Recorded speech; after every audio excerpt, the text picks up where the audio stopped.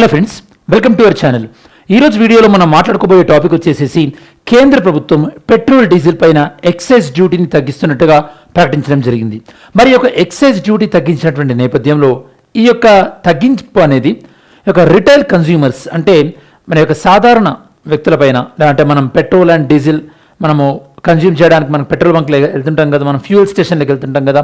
మరి సాధారణ వ్యక్తుల కంటే రిటైల్ కన్స్యూమర్కి ఎలాంటి రిలీఫ్ ఏమైనా ఉందా లేదా అనేది ఒకసారి మనం అర్థం చేసుకోవడం ట్రై చేద్దాం. ఓకే, సరే, మనం వీడియోలో డీటెయిల్స్లోకి వెళ్ళే కన్నా ముందు ఫస్ట్ ఆఫ్ ఆల్ ఈ వీడియోలో కీ డైమెన్షన్స్ ఏందో చూద్దాం. ఒక టాపిక్ వచ్చేసేసి fuel tax reduction amid global crisis. ఈ యొక్క ప్రపంచవ్యాప్తంగా ఈ యొక్క ఇజ్రాయెల్ ఇరాన్ యుద్ధ నేపథ్యంలో మనకి స్టేట్ ఆఫ్ హర్మోస్ జలసంధి దగ్గర నుంచి మన క్రూడ్ ఆయిల్ సప్లై ఎఫెక్ట్ అవ్వడం, దానివల్ల మనకి ఫ్యూయల్ సప్లై తగ్గిపోవడం, and at the same time ఆ తగ్గింపు వల్ల ఒక ఆయిల్ మార్కెటింగ్ కంపెనీస్ ఏవైతే ఉన్నాయో వాటిపైన ప్రెషర్ పెరగడం, వాటికి లాసెస్ రావడం, ఆ లాస్ వచ్చినప్పుడు అవి ప్రైసెస్ పెంచే అవకాశం ఉంటుంది కదా, దానివల్ల ఇన్ఫ్లేషన్ పెరుగుద్ది కదా. కాబట్టి ఇవన్నీ తగ్గించడానికి కోసం అని చెప్పేసి గవర్నమెంట్ ఏం చేసిందంటే ఫ్యూయల్ ట్యాక్స్ రిడక్షన్ ప్రపోజ్ చేసింది. ఫస్ట్ ఆఫ్ ఆల్ మనం యొక్క కాంటెక్స్ట్ ఏంటో అర్థం చేసుకుందాం. దాని తర్వాత గ్లోబల్ ట్రిగ్గర్, ప్రపంచవ్యాప్తంగా ఏం జరిగింది, ఏ విషయాలపైన మన ఇండియాలో ఆయిల్ ప్రైస్ షాక్ అనేది వచ్చింది, దాని తర్వాత అసలు ఈ యొక్క ఫ్యూయల్ ప్రైసింగ్ అనేది ఇండియాలో ఎలా ఉంది, పెట్రోల్ కానీ డీజిల్ కానీ, అండ్ ఈ యొక్క ఎక్సైజ్ డ్యూటీ కట్ చేయడం వల్ల ఉన్నటువంటి ఇంపాక్ట్ ఏంది, ఆయిల్ మార్కెటింగ్ కంపెనీస్ యొక్క రోల్ ఏంటి, అలానే ఇది గవర్నమెంట్ పైన ఎలాంటి ఫిజికల్ ఇంపాక్ట్ పడే అవకాశం ఉంది. అండ్ గవర్నమెంట్ ఇంకో అనౌన్స్మెంట్ కూడా ఇచ్చింది, ఏంటంటే ఈ యొక్క పెట్రోల్ డీజిల్ యొక్క ఏవైతే కనుక అండ్ దాంతోపాటు ఏవియేషన్ టర్బైన్ ఫ్యూయల్ వీటిని మన ఇండియా నుంచి ఎక్స్పోర్ట్ కూడా చేస్తుంటారు, ఆ ఎక్స్పోర్ట్ చేసే దానిపైన ట్యాక్స్ పెంచారు. ఓకే, దాని యొక్క ఇంపాక్ట్ ఏందో కూడా చూద్దాం. సో ఇదంతా కూడా మనం చెక్ చేసిన తర్వాత మనం కంక్లూజన్ డ్రా చేయడం జరుగుతుంది. ఈ పర్టికులర్ టాపిక్ మనకి గవర్నెన్స్ పాయింట్ ఆఫ్ వ్యూలో అలానే ఎకానమీ పాయింట్ ఆఫ్ వ్యూలో కూడా మనకి లింక్ చేసుకోవచ్చు. ఓకే, ఇక్కడ మనం ఈ keywords excise duty and special additional excise duty SAED అని, వ్యాట్ అని చెప్పేసి, దాంతోపాటు డీలర్ కమిషన్, ఇలాంటి వర్డ్స్ మనకు వస్తుంటాయి. సో ఫస్ట్ కాంటెక్స్ట్ సందర్భం ఏంటంటే గవర్నమెంట్ ఆఫ్ ఇండియా అనేది ఒక special additional excise duty SAED అని అంటారు దీన్ని. ఇది పెట్రోల్ పైన డీజిల్ పైన, పెట్రోల్ పైన 10 రూపీస్ తక్కువ చేశారు. అంటే ఇదివరకు 13 రూపీస్ ఉండేది కాస్త 10 రూపీస్ తగ్గిన తర్వాత 3 రూపీస్ పర్ లీటర్ అయింది. డీజిల్ పైన 10 రూపీస్ ఉండే 10 రూపీస్ని తీసేశారు, నిల్, ఇప్పుడు ఏం లేదనమాట ట్యాక్స్. ఓకే, సో మరి అసలు ఇదేంటి అని మనకు అర్థం కావాలంటే ఫస్ట్ ఆఫ్ ఆల్ అసలు ఈ ఫ్యూయల్ ప్రైసెస్ ఎలా వర్కౌట్ అవుతుందో చూడాలి మనకి. ఓకే, సో ఫ్యూయల్ ప్రైసెస్ ఇండియాలో ఎలా వర్క్ అవుతుంది అంటే మన ఇండియాలోకి మెయిన్గా వచ్చేది క్రూడ్ ఆయిల్ అనేది వస్తుంది మన ఇండియాలోకి. క్రూడ్ ఆయిల్, దీన్ని మన తెలుగులో ముడి చమురు అంటారు అనమాట. ఈ క్రూడ్ ఆయిల్ని ఏం చేస్తుందంటే ఈ యొక్క ఆయిల్ మార్కెటింగ్ కంపెనీస్ అంటే మనకి హిందుస్థాన్ పెట్రోలియం కానీ, ఇండియన్ ఆయిల్ కానీ, ఓకే, సో భారత్ పెట్రోలియం కానీ, ఇట్లా డిఫరెంట్ ఆయిల్ మార్కెటింగ్ కంపెనీస్ ఉన్నాయి కదా. ఇవేం చేస్తుందంటే ఈ యొక్క ఆయిల్ మార్కెటింగ్ కంపెనీస్ రిఫైన్ చేస్తాయి. ఓకే, రిఫైన్ అంటే ముడి చమురుని శుద్ధి చేస్తాయి అనమాట. ఓకే, దీన్ని మనం చమురు శుద్ధీకరణ అంటారు. సో రిఫైన్ చేసిన తర్వాత, ఓకే, దాని తర్వాత మనకి దీన్ని డిస్ట్రిబ్యూట్ చేస్తాయి. ఓకే, డిస్ట్రిబ్యూట్ చేసి దీన్ని వీళ్ళు మార్కెట్ చేస్తారు. ఈ యొక్క స్టెప్స్ అనమాట. ఈ రిఫైన్ చేసినప్పుడు ఇక్కడ ఈ యొక్క రిఫైన్ నుంచి మనకి పెట్రోలియం రిఫైనరీ ప్రొడక్ట్స్ అనేవి వస్తాయి మనకి. ఓకే, అందులో మనకి పెట్రోల్ కానీ, ఓకే, డీజిల్ కానీ, అలానే కిరోసిన్ కానీ, ఓకే, సో కిరోసిన్, దాంతోపాటు మనకి ఇంకా తార్ లాంటి కొన్ని ప్రొడక్ట్స్ అనేవి వస్తుంటాయి. సో ఇప్పుడు రిఫైన్ చేసిన తర్వాత డిస్ట్రిబ్యూషన్ చేసిన తర్వాత మార్కెట్. ఈ మార్కెట్లో నుంచి మనకి ఏమవుతుంది, మనకి యొక్క రిటైల్ స్టోర్లోకి వస్తుంది అనమాట, రిటైల్ పంప్స్లోకి వస్తుంది. ఓకే, సో మరి ఇక్కడ రిఫైన్ చేసిన దగ్గర నుంచి ఇక్కడ రిటైల్ అంటే మనకు అవైలబుల్కి వచ్చేవరకు ఈ యొక్క మొత్తం ప్రాసెస్లో, ఓకే, అంటే ముడి చమురుని శుద్ధి చేసిన తర్వాత, రిఫైన్ చేసిన తర్వాత మనకి డీజిల్ అండ్ పెట్రోల్ రెండు ఉంటుందన్న కదా, డీజిల్ అండ్ పెట్రోల్ వస్తుందన్న కదా రిఫైన్ చేసిన తర్వాత. ఈ డీజిల్ అండ్ పెట్రోల్ మనకి కామన్ మ్యాన్ అంటే ఇక్కడ రిటైల్ మనకు అవైలబుల్కి వచ్చేసరికి ఈ రెండింటిపైన కూడా central government central excise duty అనేది విధిస్తుంది. సెంట్రల్ గవర్నమెంట్ యొక్క ట్యాక్స్. ఓకే, అలానే స్టేట్ వచ్చేసి మనకి స్టేట్ యొక్క వ్యాట్ ఉంటుంది. వాల్యూ యాడెడ్ ట్యాక్స్, ఇది స్టేట్ టు స్టేట్ అనేది మారుతుంటుంది. దాంతోపాటు డీలర్ కమిషన్, అంటే మనకి ఎక్కడ మనం పెట్రోల్ కొట్టిస్తున్నాం అనే దాన్ని బట్టి, ఓకే, డీలర్ కమిషన్ ఇది ఫైనల్ ప్రైస్ పైన డిపెండ్ అయి ఉంటుంది అనమాట. Central excise duty, state VAT, dealer commission. So ఇప్పుడు government, union government central excise డ్యూటీలో పెట్రోల్ పైన 10 రూపీస్ అండ్ డీజిల్ పైన 10 రూపీస్ తగ్గించింది కదా. సో మరి తగ్గించినప్పుడు ఓవరాల్ ప్రైస్ కూడా మనకి తగ్గాలి కదా అని మీకు డౌట్ రావచ్చు. తగ్గట్లేదు. ఎందుకు తగ్గట్లేదో చెప్తాను నేను మీకు. ఓకే, ఈ సెంట్రల్ ఎక్సైజ్ డ్యూటీలో మళ్ళీ మనకి బేసిక్ కస్టమ్స్ డ్యూటీ అని ఒకటి ఉంటుంది, దాంతోపాటు special additional excise duty SAED అని ఉంటుంది అనమాట. ఇప్పుడు మనకి ఈ సెంట్రల్ ఎక్సైజ్ డ్యూటీని చూద్దాం ఒకసారి మనం. ఓకే, సో సెంట్రల్ ఎక్సైజ్ డ్యూటీలో వన్ ఆఫ్ ద కాంపోనెంట్ ఏంటంటే special additional excise duty, SAED, special additional excise duty. దీన్ని యొక్క 10 రూపీస్ తగ్గించారు ఇప్పుడు మనకి. ఓకే, 10 రూపీస్ పర్ లీటర్ తగ్గించారు. గవర్నమెంట్ ఆఫ్ ఇండియా తగ్గించింది 10 రూపీస్ పర్ లీటర్. సో మరి 10 రూపీస్ పర్ లీటర్ తగ్గించినప్పుడు ఓవరాల్ వాల్యూ తగ్గి మనం తగ్గాలి కదా. అంటే ఎందుకు తగ్గట్లేదంటే, సో ఫస్ట్ మీకు రీజన్ అర్థం కావాలి. ఏంటంటే మనకి ఇజ్రాయెల్ అండ్ ఇరాన్ ఈ యొక్క కాన్ఫ్లిక్ట్ వల్ల, ఈ కాన్ఫ్లిక్ట్ ఎప్పుడైతే వచ్చింది, ఎప్పుడైనా సరే ఏదైనా ఒక యుద్ధంలో లేదా ఏదైనా ఒక సమస్యలో ఇట్లాంటి ఆయిల్ ప్రొడక్షన్ కంట్రీస్ ఉన్నాయనుకోండి, యొక్క ముడి చమురును ఉత్పత్తి చేసే ఈ యొక్క కంట్రీస్ అందులో ఇన్వాల్వ్ అయితే ఆటోమేటికల్లీ ఆయిల్ ప్రొడక్షన్ తగ్గుద్ది. ఓకే, ఆయిల్ ప్రొడక్షన్ కానీ లేదా ఆయిల్ సప్లై కానీ తగ్గుద్ది. Okay, so crude oil supply అనేది ఏమవుతుంది, సో తగ్గుద్ది. ఎప్పుడైతే క్రూడ్ ఆయిల్ సప్లై తగ్గుద్దో అప్పుడు ఆటోమేటికల్లీ మనకి క్రూడ్ ఆయిల్ ప్రైస్ అనేది పెరగాలి కదా, ప్రైస్ అనేది పెరగాలి. కాబట్టి ఇక్కడ ఏమైందంటే ఇండియాలో, okay, for last few days అంటే యుద్ధం యొక్క ఇంపాక్ట్ ఏం లేకుండా మనకి ప్రైసెస్ అనేవి స్టేబుల్గా ఉన్నాయి మనకి. అవునా కాదా? ప్రైసెస్ నార్మల్గా పెరగాలి. ఎందుకు పెరగాలంటే ఈ యొక్క ఆయిల్ మార్కెటింగ్ కంపెనీస్కి వాళ్ళకి యొక్క బ్యారిల్ పడేటటువంటి కాస్ట్ ఏదైతే ఉందో అది పెరిగింది కదా. ఆయిల్ మార్కెటింగ్ కంపెనీస్, నేను మీకు ఇందాకనే చెప్పాను, ఆయిల్ మార్కెటింగ్ కంపెనీస్కి ఏమొస్తుంది, క్రూడ్ ఆయిల్ వస్తుంది. ఈ క్రూడ్ ఆయిల్ యొక్క ధర పెరిగింది. క్రూడ్ ఆయిల్ యొక్క ప్రైస్ పెరిగినప్పుడు, యొక్క క్రూడ్ ఆయిల్ అంటే వీటి యొక్క సప్లై వల్ల ప్రైస్ ఒక సప్లై యొక్క క్రూడ్ ఆయిల్ ప్రైస్ పెరిగినప్పుడు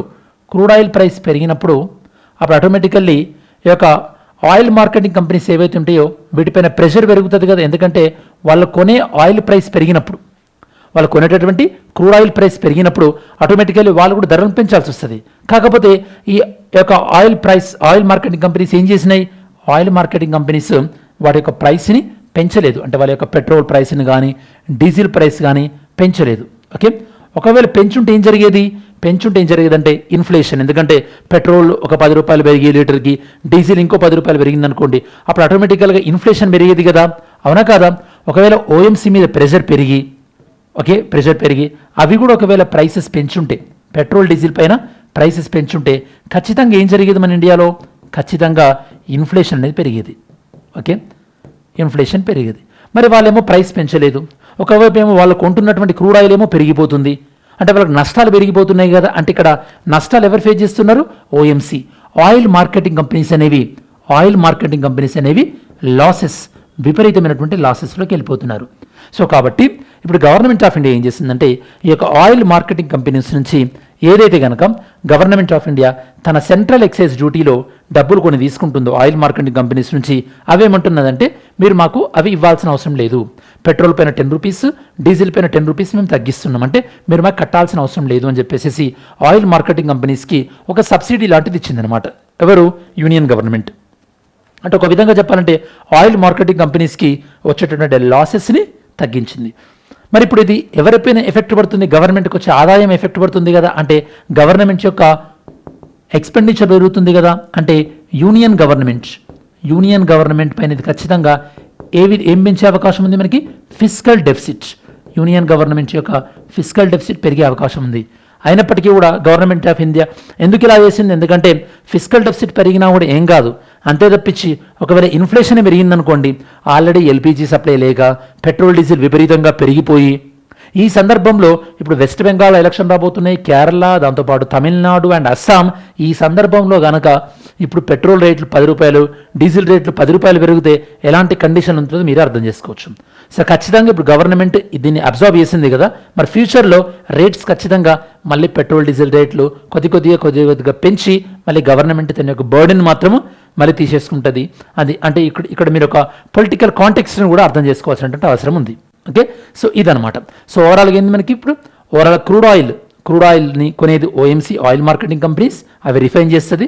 రిఫైన్ చేసిన తర్వాత వాటికి సప్లై చేసే దానికన్నా ముందు central excise duty, state VAT, dealer commission ఉంటుంది. సో ఇక్కడ మనకి ఆయిల్ మార్కెటింగ్ కంపెనీ యొక్క పర్చేజ్ చేసినటువంటి క్రూడ్ ఆయిల్ దాని యొక్క ధర పెరిగింది, దానివల్ల వాళ్ళు ప్రైసెస్ పెంచాల్సి వచ్చింది. కాబట్టి ప్రైసెస్ పెంచలేదు, దానివల్ల విపరీతమైన లాసెస్ ఫేస్ చేస్తున్నారు. దాన్ని యొక్క కవర్ చేయడం కోసం అని చెప్పేసి గవర్నమెంట్ ఆఫ్ ఇండియా వీళ్ళపైన తీసుకుంటున్నటువంటి ఈ అడిషనల్ కస్టమ్ డ్యూటీ ఏదైతే ఉందో, okay, special additional excise duty ఏదైతే ఉందో, ఎస్ఏఈడి ఏదైతే ఉందో దాన్ని తగ్గించింది అనమాట. ఇది మనకు అర్థం కావాల్సింది. ఈ special additional excise duty petrol పైన 10 రూపీస్ అండ్ డీజిల్ పైన 10 రూపీస్ తగ్గించారు. ఇదంతా కూడా మనకు దేనికి సంబంధించింది? West Asia crisis. At the same time India నుంచి ఎక్స్పోర్ట్ అవుతున్నటువంటి డీజిల్ కానీ ఏవియేషన్ టర్బైన్ ఫ్యూయల్, ఆ ఎక్స్పోర్ట్ అవుతున్న దానిపైన రేట్స్ పెరిగిందనమాట. ఎక్స్పోర్ట్ డ్యూటీ పెంచారు. ఎక్స్పోర్ట్ డ్యూటీ పెంచితే ఎప్పుడైతే ఏమవుతుంది, అది ఎక్స్పోర్ట్ కాస్ట్లీ ఉంటే ఎవరైనా వేరే వాళ్ళు కొనరు కదా, అంటే ఇప్పుడు డొమెస్టిక్ మన ఇండియాలో సప్లై పెరిగే అవకాశం ఉంటుంది దానివల్ల. At the same time export duty పెంచడం వల్ల మన గవర్నమెంట్ ఆఫ్ ఇండియా కొద్దిగా ఇన్కమ్ కూడా వస్తుంది కదా. ఆల్రెడీ ఇక్కడ ఆయిల్ మార్కెటింగ్ కంపెనీలకు సబ్సిడీ ఇచ్చి కొద్దిగా ఇన్కమ్ లూజ్ అవుతుంది కదా, ఆ విధంగా కొద్దిగా కంపెన్సేషన్ కూడా అవుద్దని చెప్పొచ్చు మనం. Okay, so crude oil prices అనేది ఆల్మోస్ట్ 50% పెరిగింది. దీనివల్ల ఆయిల్ మార్కెటింగ్ కంపెనీస్ అనేది విపరీతంగా లాస్ వచ్చింది. మన ఇండియాలో పెట్రోల్ అండ్ డీజిల్ పైన central excise duty, state VAT and dealer commission ఉంటుందని చెప్పాను. దాంతోపాటు మనకి ఇప్పుడు ఈ యొక్క ట్యాక్స్ ఎక్సైజ్ డ్యూటీ 10 రూపీస్ తగ్గించడం వల్ల మనకి పెట్రోల్ కాస్త 11.9 రూపీస్ పర్ లీటర్ తగ్గింది టోటల్ ఎక్సైజ్ డ్యూటీ. డీజిల్ అనేది 17.8 నుంచి 7.8కి తగ్గింది. సో ఆయిల్ మార్కెటింగ్ కంపెనీస్ దీని కస్టమర్స్కి బెనిఫిట్ ఇవ్వకపోవచ్చు, ఎందుకంటే ఆయిల్ మార్కెటింగ్ కంపెనీస్ ఆల్రెడీ లాసెస్లో ఉన్నాయి కాబట్టి. సో అవి గవర్నమెంట్కి పే చేయాల్సిన చేయవు. సో దట్ వాళ్ళకు లాసెస్ని రికవర్ చేసే అవకాశం ఉంటుంది. ఇక్కడ మీకు ఆయిల్ మార్కెటింగ్ కంపెనీస్ కొన్ని ఎగ్జాంపుల్ కూడా చెప్పడం జరిగింది. ఓకే, సో ఇది గవర్నమెంట్ మీద ఖచ్చితంగా ఫిజికల్ బర్డెన్ ఉంటుందా అంటే బర్డెన్ ఉంటుంది. కాకపోతే దేన్ని కంట్రోల్ చేయాలని చూస్తుంది గవర్నమెంట్? ఇన్ఫ్లేషన్ని కంట్రోల్ చేయాలని చూస్తుంది. ఎందుకంటే ఒకసారి ధరలు పెరిగినాయి అంటే అది ఎకానమీ పరంగానే కాదు, పొలిటికల్ ఇంపాక్ట్ కూడా చాలా ఉంటుంది. That you have to understand here. Okay, export duty పెంచింది. ఈ ఎక్స్పోర్ట్ డ్యూటీ వల్ల కూడా గవర్నమెంట్ కొద్దిగా ఇన్కమ్ వచ్చేటటువంటి అవకాశం ఉంటుంది. అండ్ కన్స్యూమర్స్కి ఆయిల్ మార్కెటింగ్ కంపెనీస్ ప్రైసెస్ పెంచలేదు అని చెప్పాను. ఫ్యూయల్ ప్రైసెస్ స్టేబుల్గా ఉన్నాయి, ఎందుకంటే దానివల్ల ఇన్ఫ్లేషన్ కలిగే అవకాశం ఉంది. దాంతోపాటు ఎమర్జెన్సీలో ఇట్లాంటి పరిస్థితులు వస్తే మనకి తట్టుకోవడానికి అని చెప్పేసి మన ఇండియా స్ట్రాటజిక్ పెట్రోలియం రిజర్వ్స్ను కూడా మెయింటైన్ చేస్తుంది. అంటే మనం పెట్రోల్ని స్టోర్ చేసుకుంటున్నాం. ఈ స్ట్రాటజిక్ పెట్రోలియం రిజర్వ్స్ ఇదివరకు మనకి ఆల్రెడీ అంటే ఎగ్జిస్టింగ్ ఉన్నాయి మనకి ఏపీలో విశాఖపట్నం, కర్ణాటకలో మ్యాంగ్లూరు అండ్ పదూరు ఏరియాలో. కొత్తగా ఇప్పుడు పదూరులో ఉన్నటువంటి యొక్క ఫెసిలిటీస్ని ఇంకా ఎక్స్పాండ్ చేస్తున్నారు. అండ్ ఒడిశాలో చాందీకోల్ అన్నటువంటి ప్లేస్లు ఇంకా ఫర్దర్గా కూడా వీళ్ళ యొక్క స్టోరేజ్ కెపాసిటీని పెంచుతున్నారు. ఓకే, సో ఓవరాల్గా మనకి ఇది ఎకనామిక్ డైమెన్షన్. ఒకవైపు ఏమో ప్రభుత్వం ఇన్ఫ్లేషన్ను కంట్రోల్ చేసే చర్యలో భాగంగా తన యొక్క ఫిజికల్ డెఫిసిట్ని పెంచుకుంటుంది. At the same time price stability వల్ల పబ్లిక్ వెల్ఫేర్కి ప్రియారిటీ ఇచ్చిందని చెప్పొచ్చు గవర్నమెంట్. అండ్ గ్లోబల్ లెవెల్లో కూడా మన యొక్క ఇంపార్టెంట్ క్రూడ్ ఆయిల్ని మనం ఇంకా డైవర్సిఫై చేసుకోవాల్సినటువంటి అవసరం ఉంది. సో ఇది ఒక గవర్నమెంట్ బ్యాలెన్సింగ్ స్ట్రాటజీ మనకి గవర్నమెంట్ అప్రోచ్ అని చెప్పొచ్చు. కన్స్యూమర్స్ని ఇండైరెక్ట్గా ప్రొటెక్ట్ చేస్తూ, ఆయిల్ మార్కెటింగ్ కంపెనీస్ని సపోర్ట్ చేస్తూ సప్లై స్టెబిలిటీని మెయింటైన్ చేసిందనమాట. సో ఖచ్చితంగా మన యొక్క ఎనర్జీ రిసోర్సెస్ని డైవర్సిఫై చేసుకోవాలి, రెన్యూబుల్ ఎనర్జీని మరింతగా పెంచుకోవాల్సినటువంటి ఉంటుంది. సో మనకి ఈ యొక్క ఫాజిల్ ఫ్యూయల్స్ ఏదైతే ఉందో దాన్ని తగ్గించుకోవడమే మనకు ఒక లాంగ్ టర్మ్ సొల్యూషన్ అని చెప్పొచ్చు. ఓకే, సో ఇది ఈ పర్టికులర్ టాపిక్ సంబంధించినటువంటి అనాలిసిస్. దీనిపైన ఒక MCQ సాల్వ్ చేయడానికి ట్రై చేద్దాం. Consider the following statement regarding the fuel pricing in India. State government levy excise duty and petrol and diesel. Petrol diesel పైన స్టేట్ గవర్నమెంట్ ఎక్సైజ్ డ్యూటీ విధిస్తుంది అంటున్నారు. Export duty can be used to regulate domestic fuel supply. Export duty ద్వారా domestic fuel సప్లైని మనం regulate చేయొచ్చు అంటున్నారు. Third one, oil marketing companies అనేవి ఈ యొక్క ఎప్పుడైనా ఫ్యూయల్ని మార్కెట్ డిటర్మైన్డ్ ప్రైసెస్కి అమ్ముతుంది ఇండియాలో అంటున్నారు. ఓకే, సో ఈ 3ని చాలా కేర్ఫుల్గా ఎగ్జామిన్ చేసి ఆన్సర్ చేయండి. Mains question, fuel pricing in India అనేది a complex mix of fiscal policy, energy security and geopolitical dynamics. Discuss in the context of recent government intervention in fuel taxation during global oil price shocks. Global oil price shocks context లో మరి యొక్క ఈ స్టేట్మెంట్ని examine చేయండి. సరే, మనం video చివరికి వచ్చేసాం కదా.